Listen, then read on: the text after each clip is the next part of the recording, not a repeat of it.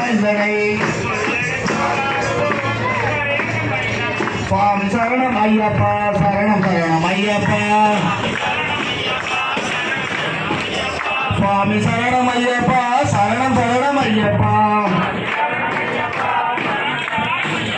சபரிமலை செல்பவர்க்கு சஞ்சலங்கள் இல்லையே